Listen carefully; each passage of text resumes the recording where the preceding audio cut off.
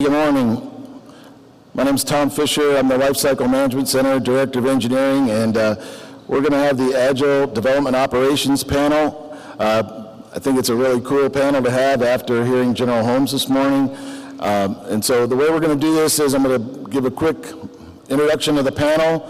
I'm going to start asking them questions, and they'll do some talking, and then we'll take questions from the audience, kind of the way General Holmes did it there too.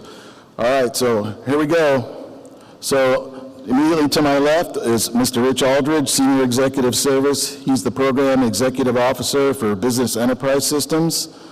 Next we have Mr. Steve Wirt. He's Program Executive Officer, Digital. Third we have Colonel Mike McGinley. He's the Director of Defense Engagement for Defense Innovation Unit.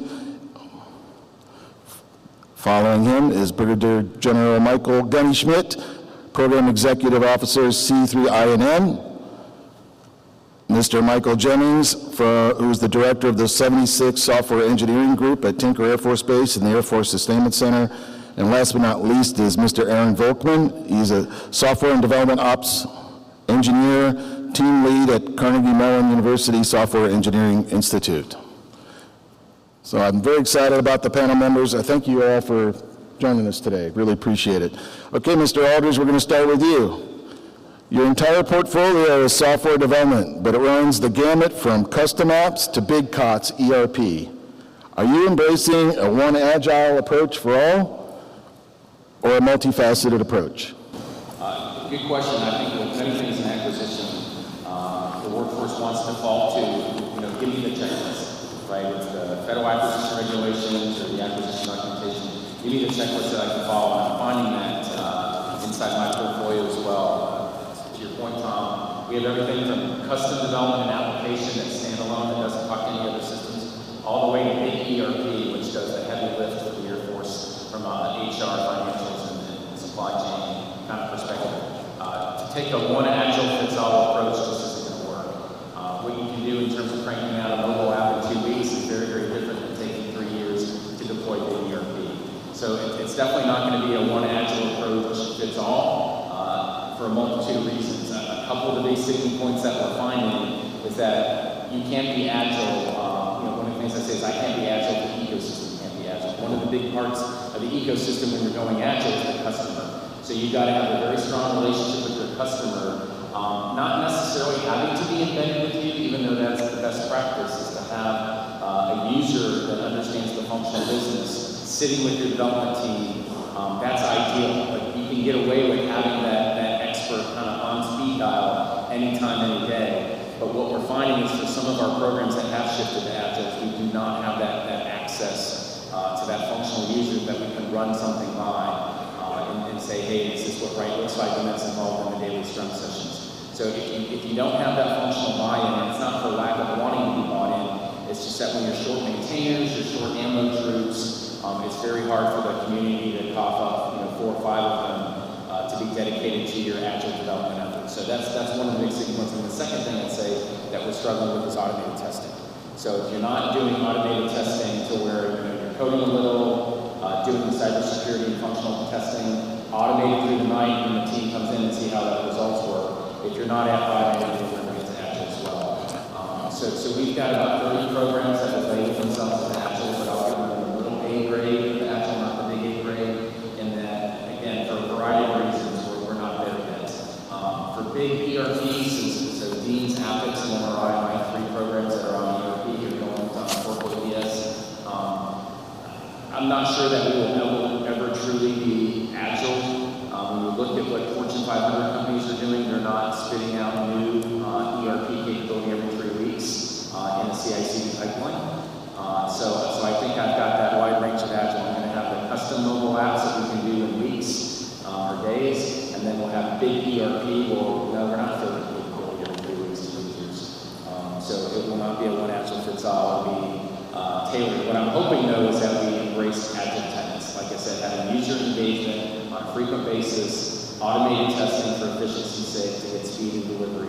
So I think there's agile tenets that I want every single one of my efforts to embrace, but certainly not an agile checklist and a one-size-fits-all approach. Okay. I'll ask any of the other panel members if they have a comment about that. Yeah, I could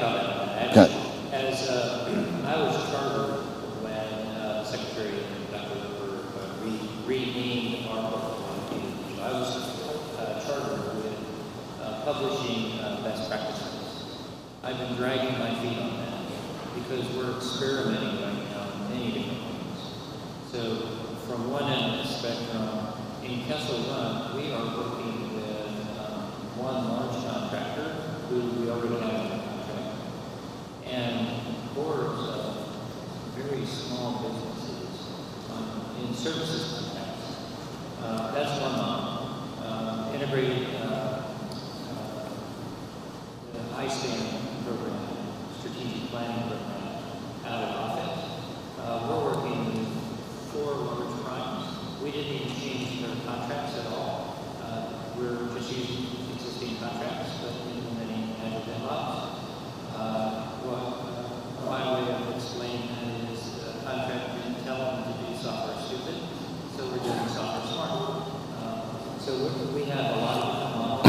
A few common themes that are emerging is industry or the software engineering groups at Durance and Tinker or whoever we're working with cannot do this without the program office understanding to some degree being very hands-on about the process.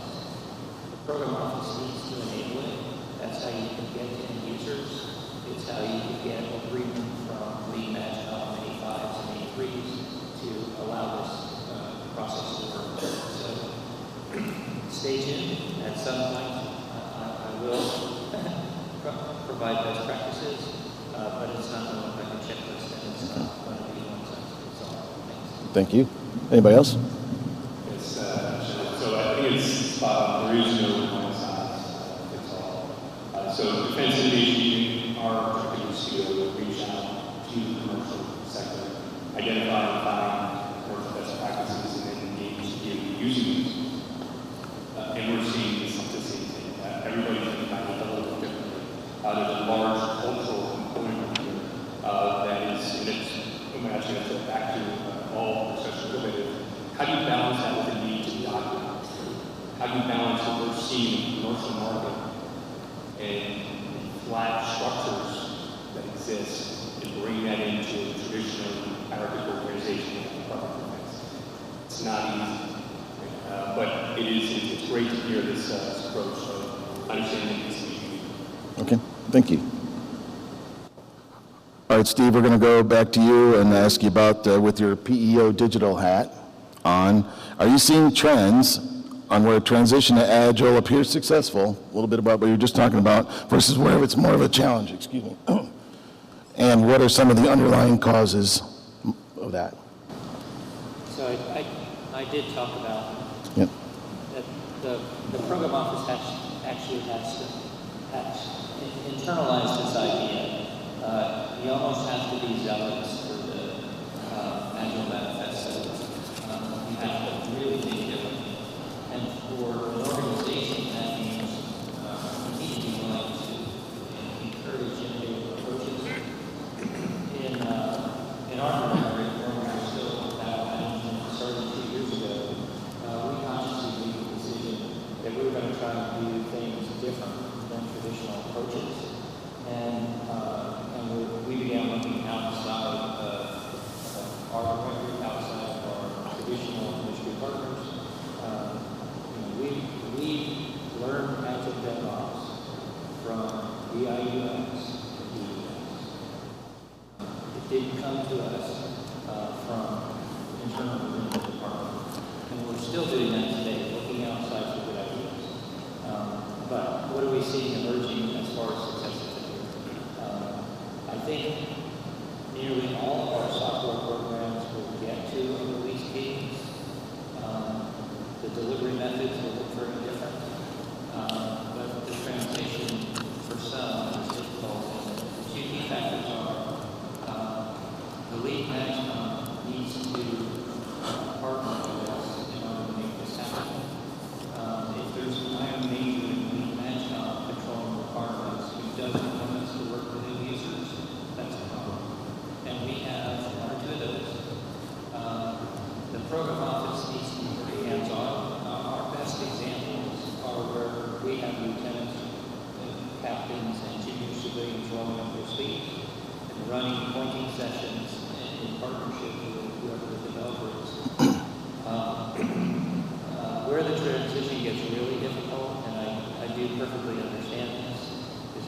have an established ongoing software effort that has really challenging objectives, and they can't afford to take a knee. They can't afford to spend 6 months putting a different infrastructure in place in order to enable Agile. They just have to keep going. And F-35 Ops is probably a good example of that. If you look at all the challenges being thrown at that software effort, it's hard to imagine how the JPO can transition, which is why we're in Kessel Run doing that effort, because you cannot keep up with the mainstay effort and have the headroom to actually implement it. So you need maybe an outside organization in those cases to start working in parallel and start competing in that effort to make it. Okay, anybody have any comments to Steve's or? Okay. All right, Mike, we're going to ask you about what can Silicon Valley and Cambridge, tech hubs here in Cambridge, teach us about Agile DevSecOps for safety critical systems, things like self-driving cars. We obviously operate a lot of safety critical systems in the Air Force. So, if there's one word I think that fits it all, it's adapt. I think we adapt and speed. So what do I mean? So it's a challenging time with increased capabilities, but also increased levels of vulnerabilities. Consider the fact that over the last 3 years, low amounts of 20% of cars driving on U.S. roads have been subject to recall. And what we're seeing is a larger and larger percentage of those recalls are software-based. Further consider about 91% of healthcare organizations have been subject to data breaches somehow for the last 2 years alone. So when you talk about some of these safety critical issues, getting the software right is fundamental to success. And those are direct analogous to some of the work that we do in the world. So it's a good look at that. We're looking to say, what lessons do we actually take about basic security? Making sure that the security mechanism is included from Mr. Aldridge talked about automation. We need ever more automation. And so I think it's beginning to hear that we're focused on that.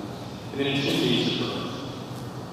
How do you make sure that everyone is empowered to speak and they can move quickly? And the goal of that is to make the most efficient use of the available information because so much data is out there. What I can also say is some of the lessons that some risks.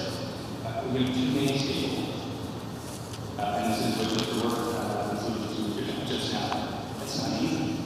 So when you think about this, you need to be, we're all aware of getting the users involved, or that's something that the defense innovation is do.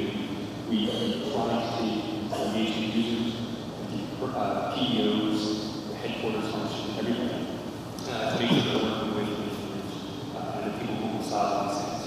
And there's a balance. We've seen in the valley when people are designing systems, there's a balance between getting the right people on board without getting way down in documentation or just too much stuff. So I think the bottom line here is that there's no easy answers to these questions. Teamwork and culture are absolutely critical. And then the overarching adaptation. And that's something that I don't want to take here. Even having this now, you might have a pleasure to just be Agile, and it's DevOps, DevSecOps. It's going to continue to change. So it's all of you in the industry, especially, we're looking to you to understand what are those best practices and recognizing whatever we discussed today is just a point in time. That we stay current as those best practices are. I just comment. So Mike, I'm glad you're talking about teamwork and culture.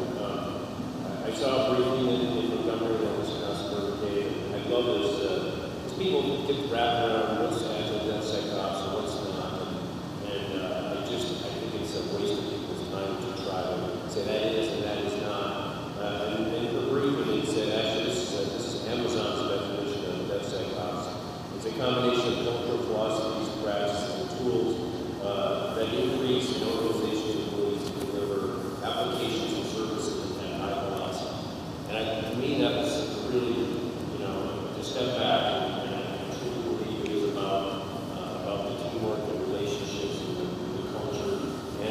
Dr. Loper also talks about it being, you know what, this is just in manufacturing applied to software. And I totally agree with that. As a former industrial engineer, it actually helps me kind of put it in a framework that makes sense to me. But I really believe that it's a mindset and culture. Well, thank you. So the next question is for you, General Schmidt, and leading right off of what you just said. So what is the Air Force doing from an infrastructure perspective to better enable Agile development? Well, on the infrastructure side, so that's something that we are, have been thinking about for some time from a business application perspective, I think, and making a lot of progress there. I think in terms of the common confusion environment, CCE, which is the Air Force's instantiation in the cloud right now, Azure and AWS, but others in the future. And the best part of CCE is, in my opinion, is establishing the general services and the security framework by which we can have a continuous ATO, and then allow everyone else who needs to do the development to use the infrastructure that we build on the CCE side. So why does every team out there need to create their own infrastructure to put things into and spend their money and spend their time doing that? We should be the infrastructure and let them focus on developing the capabilities that they have. Right now, we have focused more on business and I'd say flight line operations kind of capabilities, but I think moving more towards C2 and ISR as well, we want to be the infrastructure for the Air Force in that, and I think that's where our bailiwick is in Colonel King and Colonel Collins's team at Hanscom. And then, so that's the cloud side, if you will, and then I think there's our IT network, whether it's SAP or collateral environment. That's the other part of that we need to provide. We need to provide the capability for the rest of the Air Force to, first of all, improve the user experience, but also to once you put stuff into the cloud, now you need to be able to get it really quickly. And so enterprise IT as a service is the future of the tools we're providing there. Right now, we're the risk reduction effort associated with that at 6 bases. This summer, we're going to turn on our first network as a service and user services. So think of that as your laptops, mobile phones, whatever. Why do I call Verizon and want to order cable and the box shows up my door and I plug it in and it works? Why is that? Why is the airman not in the same boat when they show up in the base? So those are the things we're trying to work through there. And so working with AT&T and Microsoft on the network service risk reduction efforts, and then with Unisys on the end user services, and then we're going to work with compute stores. So think of, not everything can be in the cloud. There's still things that still need to be on-premise, or maybe a hybrid cloud of on-premise or just specific capabilities that we can't put into the cloud these days. And then we definitely have work to do on the cloud side of things as well. We are poised right now to go up to IL5 or FOUO, but we need to get to the IL6, which is the secret environment, very quickly. We're working very closely with both Microsoft and AWS to get there, but that is something that all of our customers, for the most part, expect us to have. But I will tell you that the Air Force is leading in all of these areas. In the cloud side of things, we're working with the Army is partnering with us on our next contract, which is out for competition right now, and the Army will be a big part of that in the future. They're moving the Army up to Hanscom Bay Air Force Base. They need us up there, which is great, and we're really looking forward to them coming up.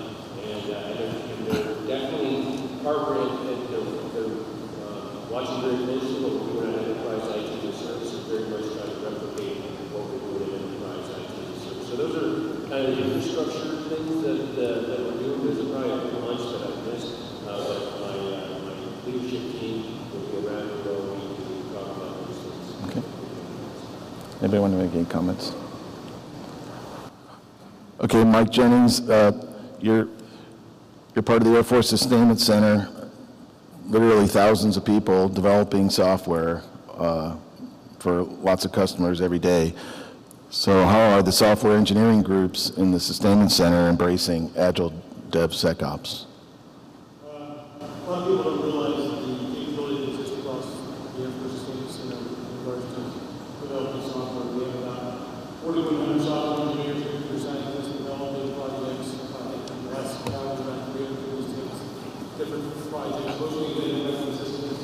But it really is play together across all of Air Force portfolios. We've been really fortunate to be able to grow rapidly and work with some really easy work about the work as far as doing some very specific pathfinding projects. I think, I'm sure the mentioned it has been already on people who are here since we have no effort space. There's been a great success in being able to lead through there. When you talk about agile practices across the board, I think we really do have exposure, probably about 60 to 70% of our projects where people are utilizing agile practices to really take that next step in the DevOps. We have that as a certain kind of projects. We've got it, and we have another step change that has to occur. That really has to do a lot of our development environments, and it really has to do with the systems that were sustained. Because a lot of these are benefit systems, there's a very significant piece of this, which is the way those systems are architected, the way the development environment is developed, operates in SAP environments is a very, very key to that. We have a workforce that's really hungry. I think about 25% of the workforce, 70, 80 to 30, they're hungry to develop within this environment. We really see the incredible capability that's needed to be able to produce software at a very quick pace, to be able to meet the adversary level. And that is critical for us to be able to win any inspection. And we have a workforce that's hungry for that. We want to be able to take those next steps in regards to that. And we have just continued integrity. What we're looking for are stakeholders within our program offices who are willing to take those investments with us, without a doubt.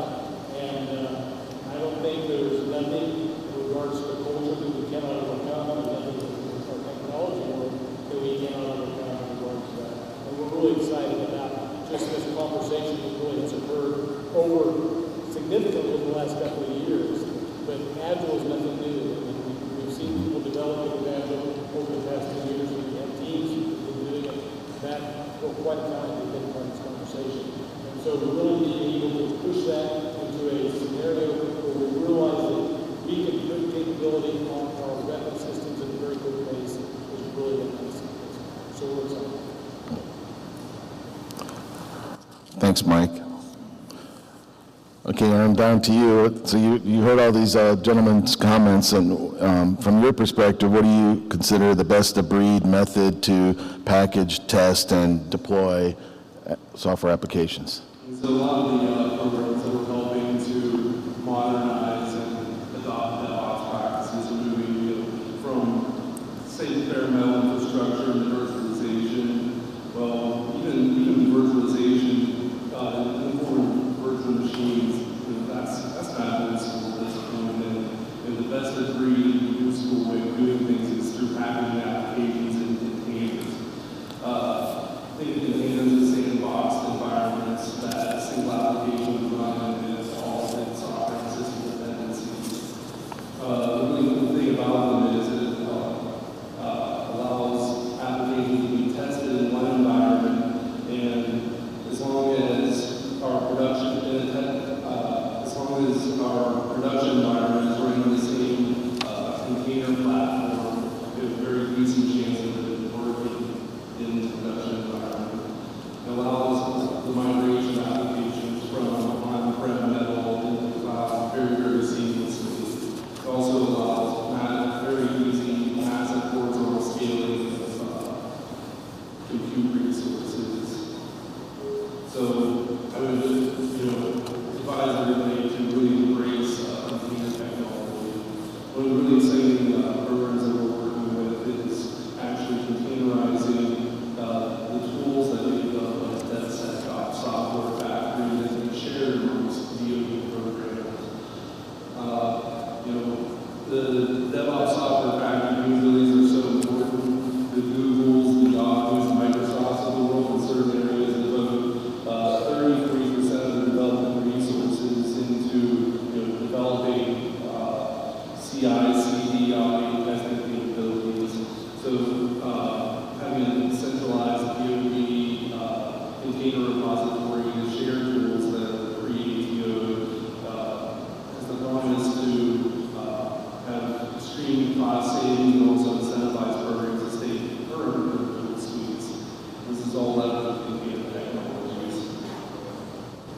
The added benefit of computer technology from a cybersecurity perspective is that we're able to, only get applications and resources the minimal resources that they need in order to minimize the attack surface and have an application running in an environment where there is no shell, there is no bash. So, if an application is compromised, an attacker won't be able to do anything because of the isolation computer technology provides. Thank you. Anybody have any comments? Sure, please. Echo that a little. So, containerization is really a huge benefit for us in the future. One, to help us get away from the proprietary nature of some of the development environments that we've been in the past, and allow us to use Kubernetes or whatever it is. And when we can get to a place where we can get a continuous ATO like we're working on right now for level up CyberWorks in a factory. Level up CyberWorks was developed for the most part for our unified platform program, and that was an additional cost. But now I think we're going to be able to provide that continuous ATO eventually, hopefully by the end of the summer, to any organization that wants to do development on the Air Force platform, and then ultimately have that data inside the Air Force cloud. And so I'm just excited about it. Like using common tools that Aaron was talking about, I think is a big part of that, and a big part of our being able to maintain a variety of capabilities and avoid as much proprietary nature of that as possible. It doesn't mean we don't appreciate the application that is being developed, and we like the proprietary nature of that, but the software itself, we want to be able to have it operate on all of our development platforms. Okay, thank you. Okay, so at this point, we're going to open it up to the floor for questions from the audience. I'll ask you to please speak up. As we heard this morning, sometimes it's hard to hear the question, so please speak up. And second thing, if you say I have a question for Mike, there's 3 mics up here, so please specify which one you want to ask a question to. Okay. What's up, can you hear me? Yes, we can. Hey, Bob Fudge from Evanhoe. We're doing a project for the Marine Corps doing Agile development. We're having issues with having the product owner being dedicated to the project, as you might suspect. What's your view on having functional involvement in Agile development, and how do we develop a culture that allows our good functionals to be involved?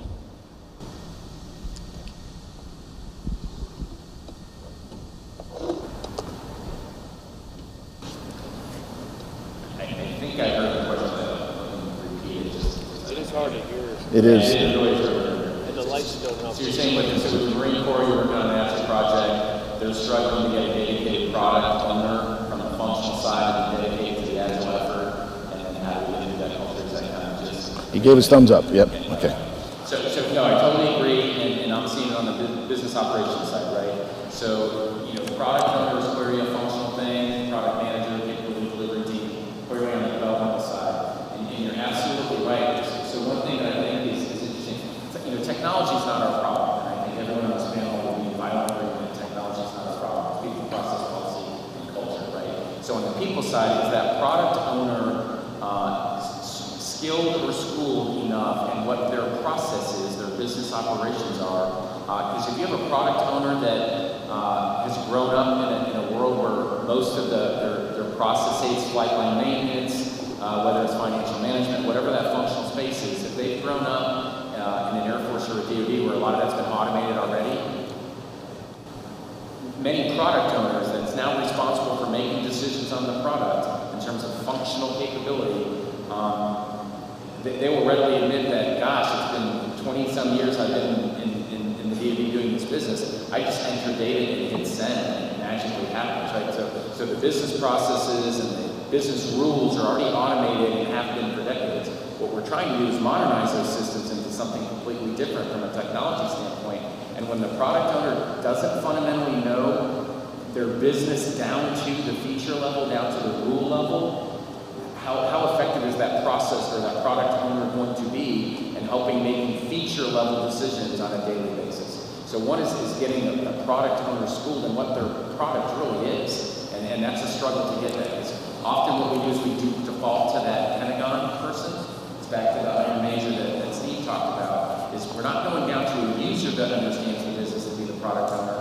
We're going up to a higher senior level person that's, because they're making decisions for the product, so that's got to be at the 06 or, you know, even worse, senior leader level. And often that's not the person that understands the product. They're not the person that needs to be involved in those daily decisions on how those business rules or how that business is really done.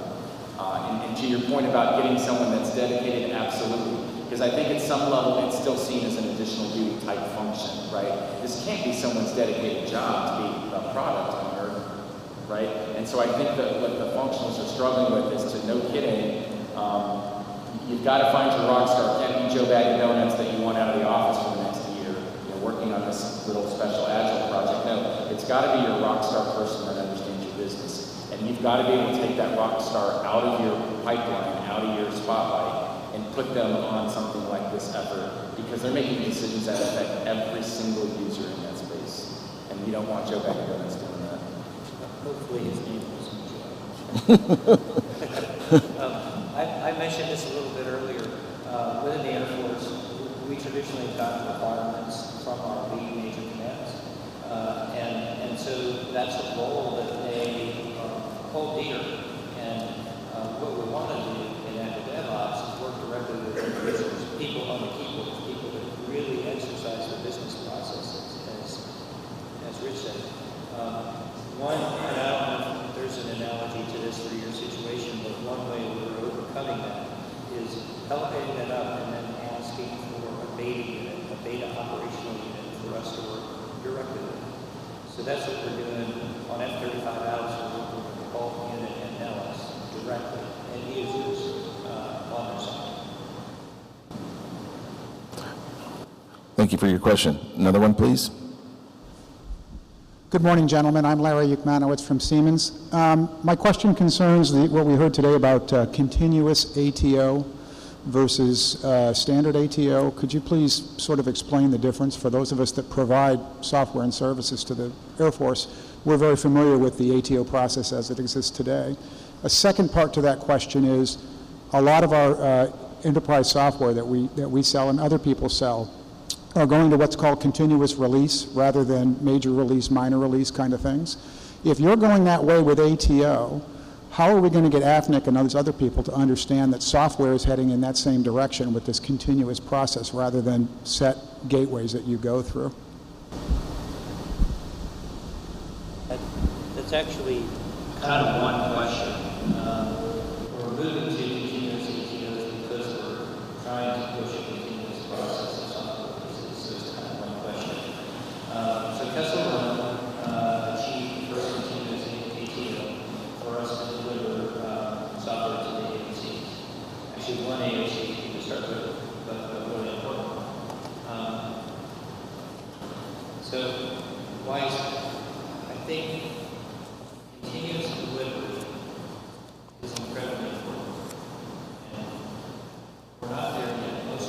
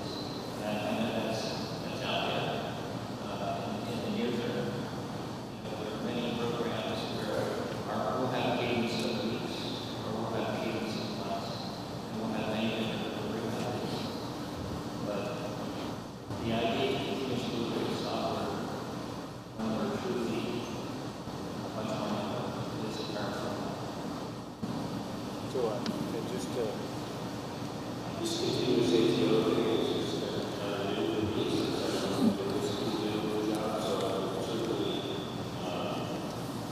trying to learn a lot. But from my perspective, the continuous ATO is kind of the goalpost within which, as long as you stay within the goalpost, you will be allowed to promote your next application or next software version into whatever it is that has a continuous ATO.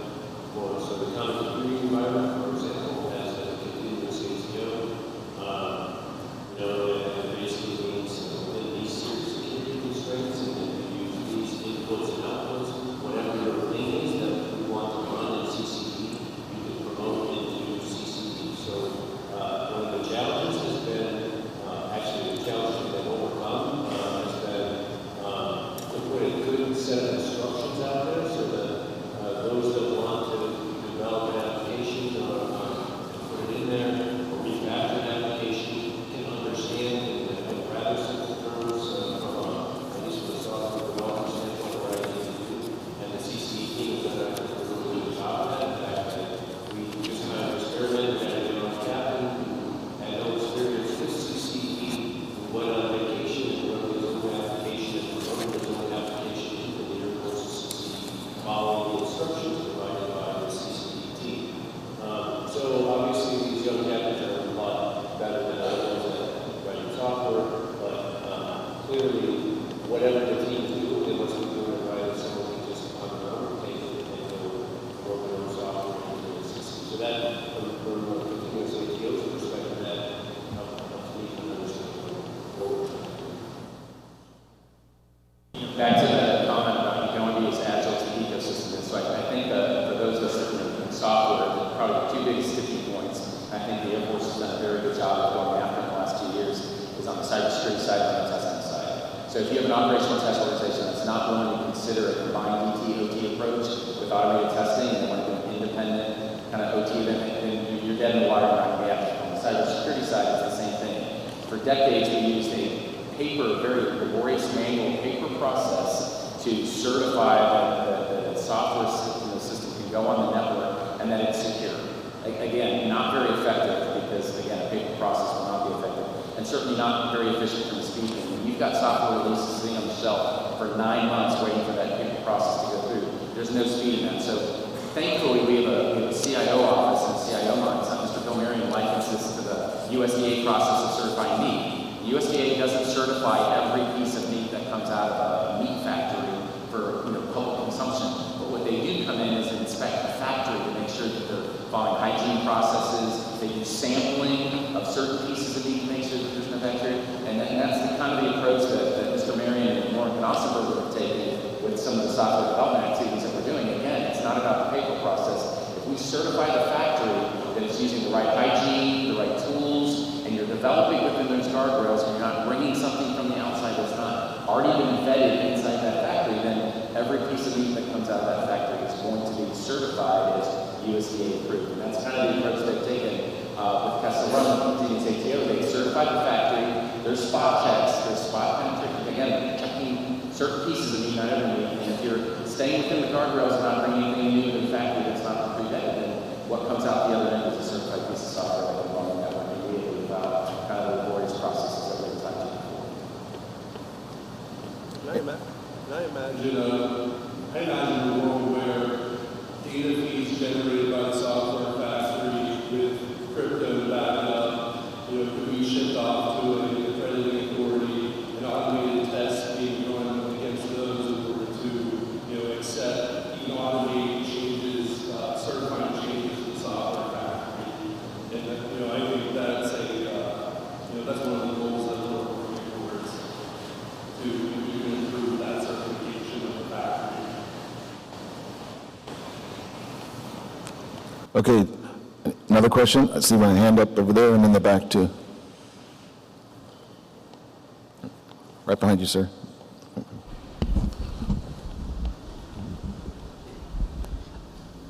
Good morning. Really the same question. They can't have continuous development, but what are some of the cultural practices or success stories in accelerating the upgrades, given the needs of those existing operational systems in terms of cybersecurity and otherwise? Great question. That's a problem we're also looking at very hard. Doing this with independent systems depends a lot on the way these systems are designed, whether they're federated or highly integrated. Being able to do this, we've been able to have some success with systems like VIRIN, which are highly federated, being able to develop some processes and databases. But really what we need to be able to take this is being able to have a lot more robust, richer testing environments and be able to do this in a simulated way. We've been able to do this to a certain extent utilizing tools like syntax and MATLAB to be able to take in our embedded system and to be able to provide testing environment for them. But we're not going to be able to get there yet until we create a whole more robust environments to be able to do this in. And also work with our testing community and our sustained community, our software development communities, and classroom together as well. Those are two big step changes that we need to make to get there. Exactly what Mr. Ward said earlier, we've got to be able to get there to be able to really make that section. We're not quite there yet. We're working right now with some people within the industry and all that to be able to get there. Okay, question in the back.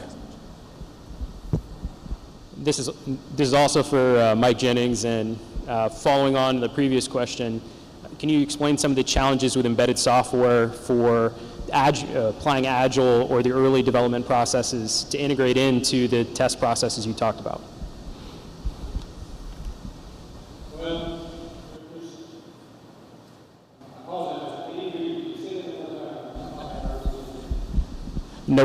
I hope no problem this time. So you talked about the problems of testing and accrediting. Can you talk a little bit about the challenges of applying Agile processes early in the system development and specifically for embedded systems? For early acquisition environment, we've been talking for a while about we're integrating some of our people from our sustainability community earlier on. We've been doing that fairly successful for a couple of different programs across the portfolio, and I think that's a really big win. But if I was to say some of our biggest challenges, it'd probably be two of them. One being really our culture, and I don't think that we have really a workforce that's quite software savvy yet, prepared to understand when we say the word containers, what that really means, and really being able to write really develop some contracting actions with our industry partners also to be able to ask them the right questions. We need a lot smarter workforce to be able to and we need some closer work with industry to be able to do that, right? I'd say about two things. One being just the culture change that we need to implement among people working this. And second, really, is probably the development files and development infrastructure, kind of going back to what I said before, associated with these events. Those are probably the two things. So where are we? I think we have how to do Agile DevOps to sustain software in the I think we know if we're starting a greenfield new software effort. As General Holmes said, we now internalize Bell's law, and we don't start trying to develop an entire 5-year software program. What we haven't yet wrapped our heads around entirely is a new complex weapon system development. How do you do Agile DevOps as you build that thing out? Because you're still going to do, especially if you're going to field a large fleet, you're still going to do a lot of traditional processes, CDO, How do you do that? I'm not sure I have a complete answer. I think two things come to mind. General Holmes talked about one of them. We're going to have to double down on our simulation capability so that we actually go back to a time when we used simulation to reflect our understanding of the weapon system, and we understood that test was just a few points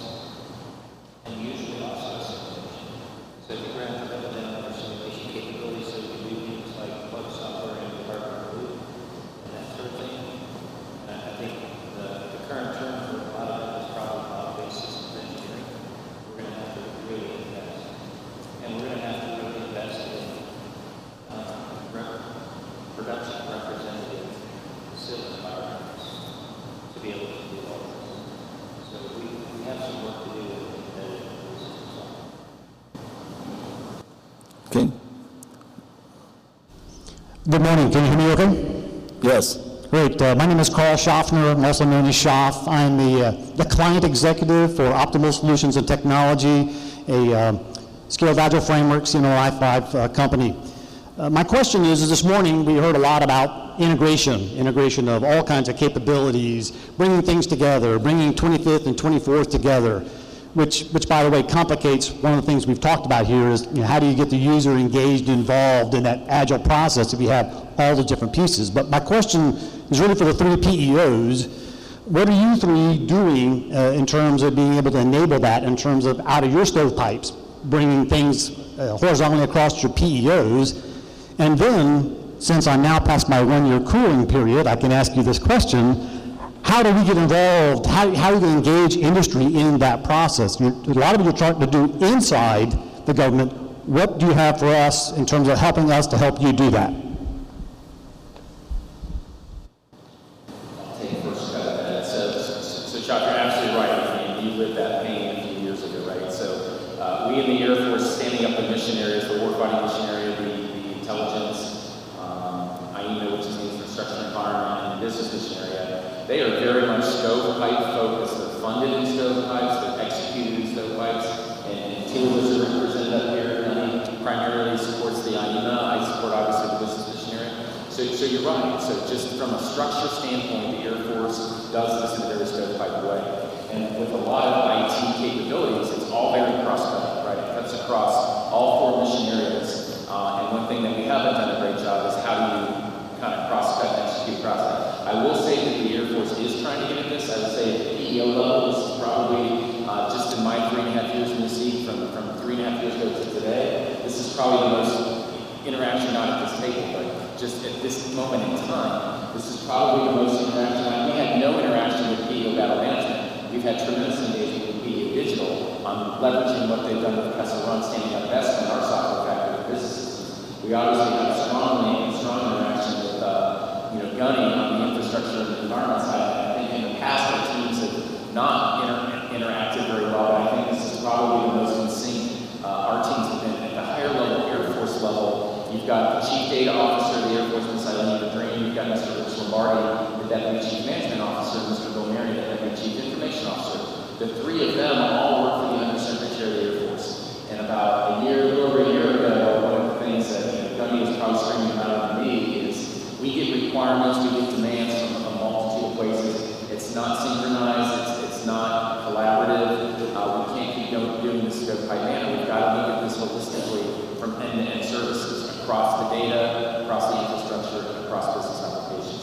So we stood up an enterprise, I say the Air Force is royal, we stood up an enterprise IT governance structure about a little over a year ago that now meet quarterly to talk about these very things. What are those cross-cutting activities that we have funded in very stovepipe ways that we're executing in separate PEOs? It brings us together and forces those strategic conversations. Are we there yet? Absolutely not. But we're, part of recognizing we have the problem, saying we have the problem, right? So knowing that we're not doing a very good job of integrating those cross-cutting functions that cut across the mission areas, and now how do we attack that from a process standpoint, an organizational structure standpoint? That's now the hard work. That's not the easy part. That's the hard work. Where industry can help is that I think in the past we've gone to industry to be integrators, right? I mean that's true on big weapon systems, whether it's been radar on aircraft platforms. We've looked to industry to be the integrator, where both Congress and OSD has guided us to be. Is now we, the Air Force, are becoming the integrators. And in many ways, we don't have those skill sets. We don't have the skill sets internally to do a great job of now integrating those disparate systems and different capabilities. So I think where industry can kind of maybe provide us at this moment in time help is, I don't want to use the word advisory role because it's bigger than that and it's more than that. It may be that we don't contract you to be a system integrator of multiple platforms or multiple systems. But what we do hire you to be is that big brain advisor, sharp mind embedded in our program offices to help us make smarter decisions. Because that's kind of where we're directed to go, is we serve the integrator role. If we don't have the skill sets and we don't have the broader view, where can you provide us expertise in doing that? Hey, Sean, I'll share my thoughts a little further. I think there are some integration things that we do extremely well.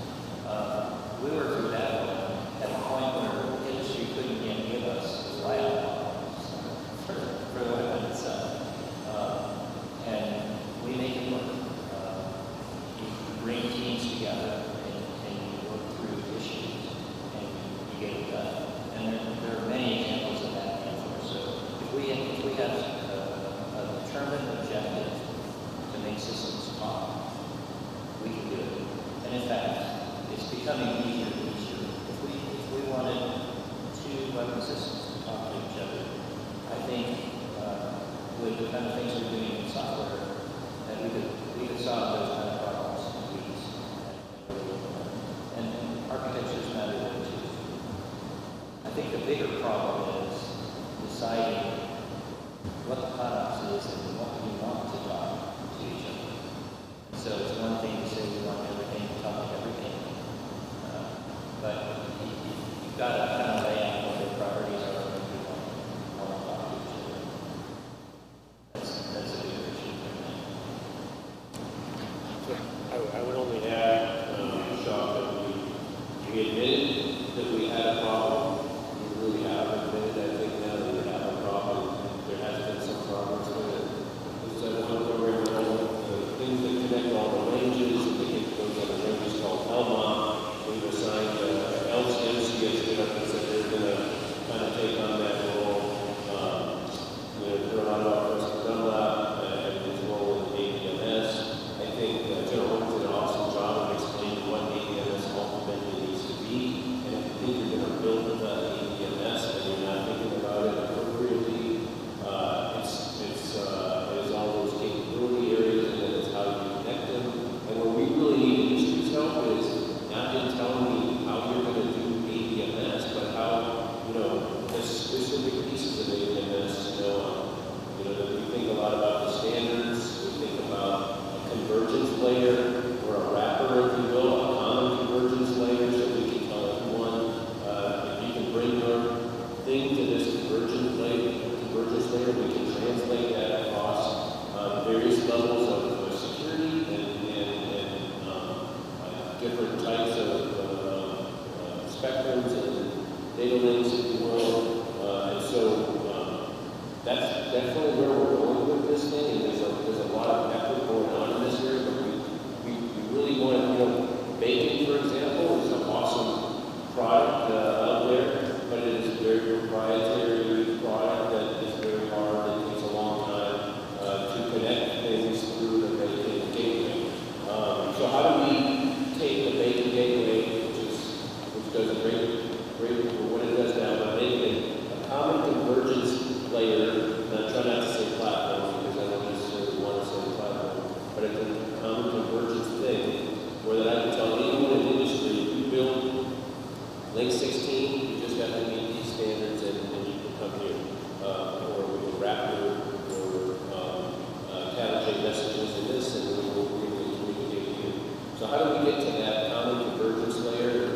So I'm a little focused on the communication side, obviously it's more in my portfolio, but and that's really what Preston Dunlap, I think, is doing. In fact, next week he's taking a series of briefings in a number of areas, mostly from government organizations, about bringing in those kind of solutions. And he thinks of, where you may see an OD1 with a picture of an AWACS and a Boy Stars and an F-16 or whatever. He likes to remove all of those pictures and just put those are nodes that where something has to happen, and how that something happens doesn't have to involve an airplane. It might involve an airplane, but let's think about what data needs to go where, and that's how we should be attacking problems like APMS. And so that's a cross-cutting way to look at this because it might involve Mr. Word, it might involve me, it might involve Fighter Power, it might involve ISR and SOC, and let's think about the architecture first and then the realization that we're not going to build a whole bunch of new stuff. So how do we make the old stuff talk to each other? Because that's the idea that we're going to build a whole bunch of new stuff. Yeah, that's just got unattainable in terms of our budget. So I really liked what General Holmes said this morning about we should start by just connecting. Just start connecting. And if I have my druthers, I've got a push for is let's come up with a mission field that's challenging, that involves space data, maybe some critical drones and some pieces of ground segment. And shoot the starter picture with this world. See how fast we can actually make that happen. I think we find two things. We'd be surprised at how much we could get done pretty quickly, and then we'd find some gaps that we need to know about. But it's sort of like the challenge to put a man on the moon. We should lay the challenge out and go start working. But right now, we haven't had that sort of down selected and telling us the priority is connect these kinds of things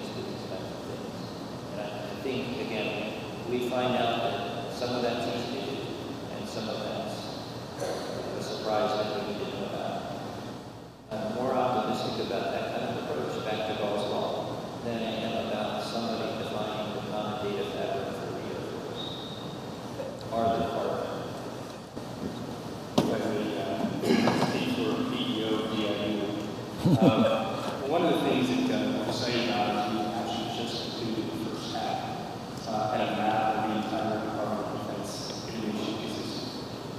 It means that we can now provide these and other new customers with an understanding of what that looks like, what else is out there, what are the problems that we're folks are trying to solve. And I would say not even just here among my American brethren, but to the other services as well. So if we can solve a problem for one of these PEOs that they can take and leverage across the service, then we want to be able to do that. So now that we have this innovation system mapped, it's the first step in making sure that those links are made and recognized. So there's something else to consider.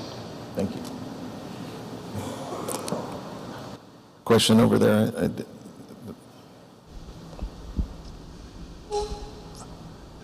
Good morning, John Bowling from Air Force Lifecycle Management Center. I work for Mr. Fisher in the avionics division. My question for you is, how does data modeling fit into interoperability in your view? Can we get interoperability without having common data models?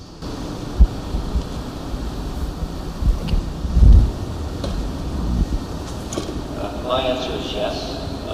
People can rapidly build adapters and talk to each other. The idea that we'll come up with a perfect data model is kind of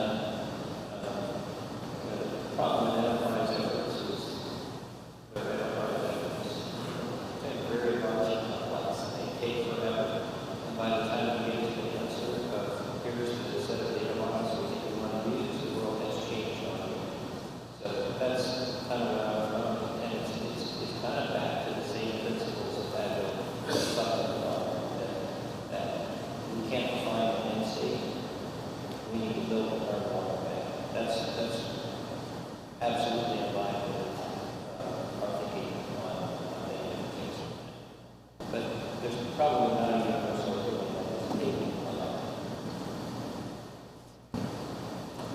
So I agree with Mr. Words on but in fact, we talked earlier about AMS and what we should do. When we talk about architecture in this, I personally think that the architect is more the person working through the investment strategy and not necessarily architecture, because I think if we wait for the perfect architecture, we can get another and we can wait a long time. So I think of the same things in terms of modeling. There's part of you that should always say just get out there and build it and model along the way, because if you wait for the model to sort of be perfect, I am very concerned with what we do. Another question from the floor? Right here.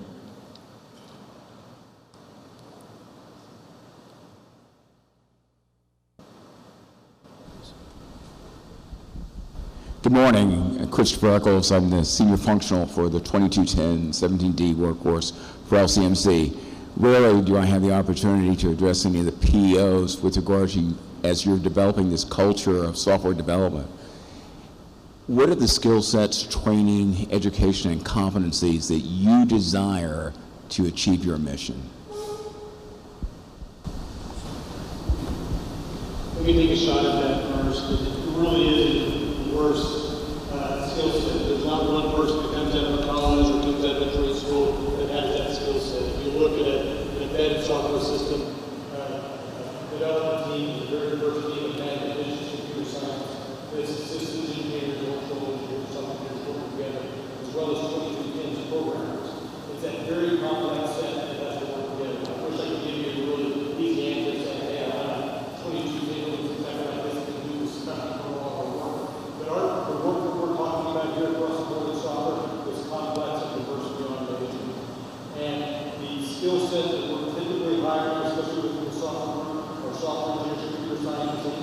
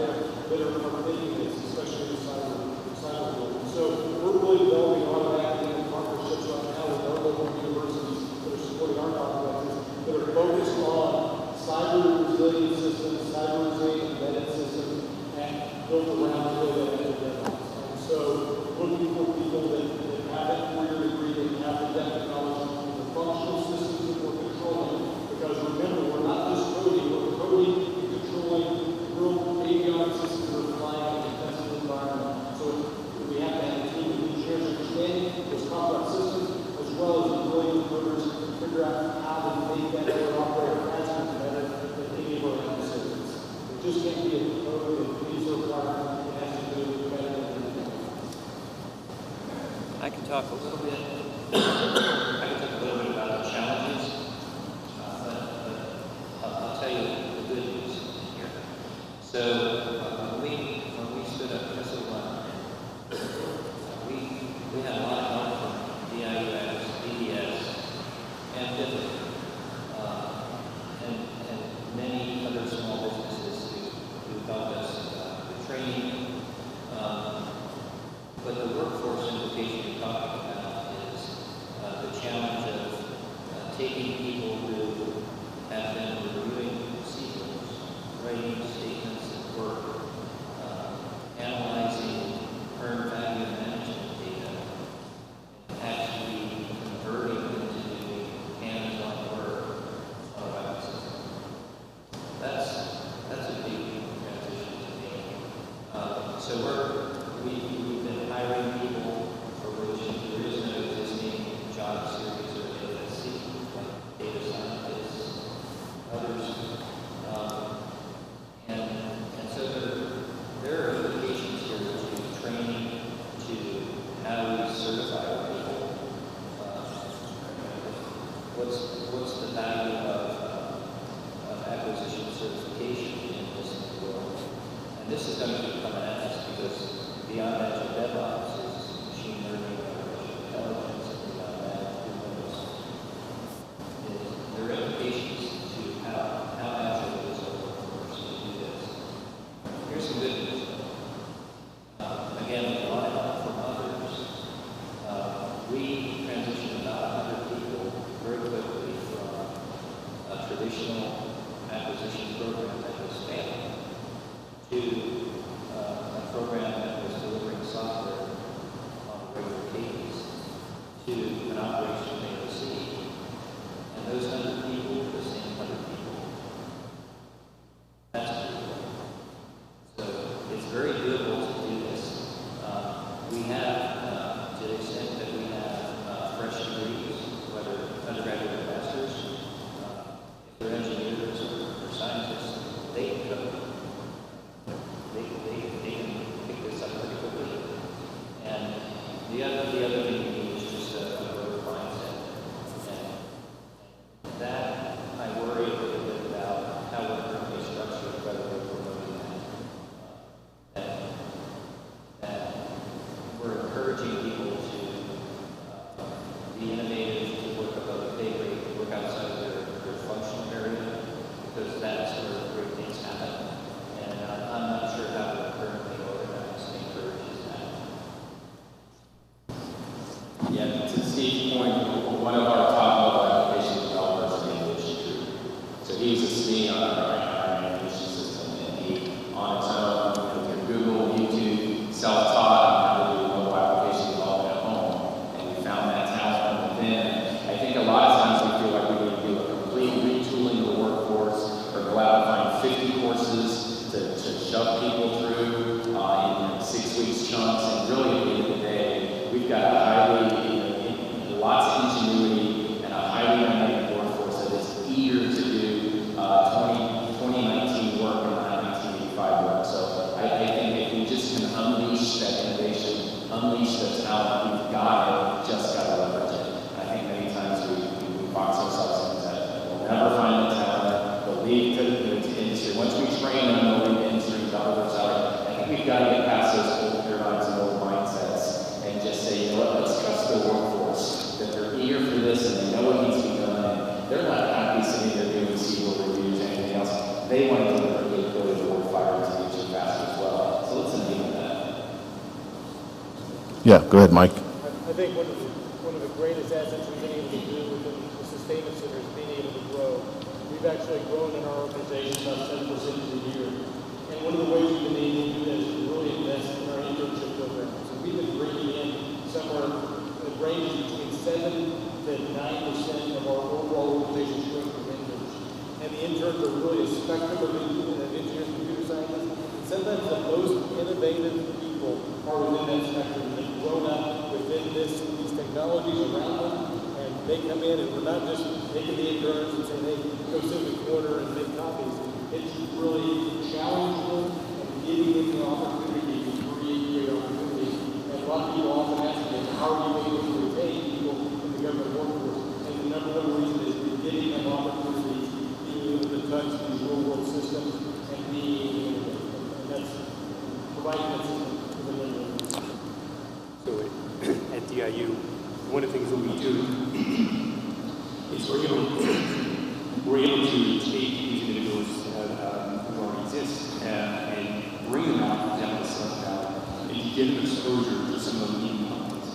I tell you what, when you have someone who already has a public service mindset and gets inspired by what they're seeing, it's like night and day. In fact, as we engage with some of the program officers, these PEOs, I can tell you for a fact from the beginning, these initial conversations, well, what is this whole methodology you're using? And then you send them on a field trip and you let them engage with industry. And it's just a shot on the ground. And so it's encouraging, and there's an aspect of hope there that I think couples with Mr. Ellis as well. Okay. We have just under a couple minutes left. There was a little bit of touch on some things about what else is coming down the pike, but we've just talked a lot about Agile.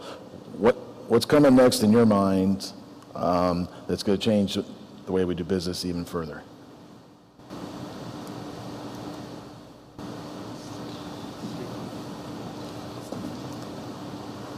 So I'll say the usual suspects. Yeah. Where I'm thinking beyond Agile DevOps, part because what we're learning with our experience with the AOC, is there are huge opportunities across our Air Force to do a better job at capturing data and doing the data analytics that would tell us a lot of key things. Predictive maintenance is one issue. Those kind of things, but I think that's a very good thing to do. It's much harder than we have done a lot of information. We've dropped a lot of information before that I think we will start re-attacking and trapping and analyzing. Some of that will be what we need to do if we really want to pursue machine learning and artificial intelligence. There is a view at senior leadership that we're not doing that. I actually have 6 or 7 examples in my portfolio where we already are. But Dr. River is challenging the defense industry to bring those kinds of solutions forward. But we're already pushing in that direction. The implications of machine learning and artificial intelligence, I think we're only beginning to understand. The Air Force has signed a MOU with MIT and MIT Lincoln Labs to stand up a tech accelerator, and that gives us access to MIT's computer science and AI laboratory, which is a huge set of researchers at a very high levels. It's going to be coming at us very quickly. Anybody else? I would just say, I'm really excited about where we're at right now. I love the things started with Tesla One and investment and CyberWorks. A lot of this agile environment, which isn't just in the software, it's kind of a definite mindset. But I am forever going to come to a head here. So for either way, this is government owning a lot of this space a lot more than they have in the past. They do it like Tesla One, which is a huge government investment, or even like CyberWorks, which is a significant government investment, because we're still have acquisitions and folks, whether engineers or program managers, sitting side by side with our operators, and it's a huge workload issue for our operators in a lot of cases to sit there and besides their real job, if you will, their job is also to sit there and help think about the future. We don't have a lot of time to pontificate about the future, whether it's 10 years from now or whether it's the next thing I need this week, and how do I articulate that in the acquisition meeting. So I do think it's going to come to a head here. How many resources can we afford to do what we know is the right thing to do, is what we're doing right now, but there just aren't enough human beings. How many pilots do we have that can come out of the cockpit and sit next to the guys to talk about what do I need in my cockpit and how much time can I spend doing it? Okay. we are out of time. I wanted to thank everyone for attending, and if you would help me thank our panel who sat up here for 75 minutes talking about a subject I know they're passionate about, but also answering your questions. So please help me thank them.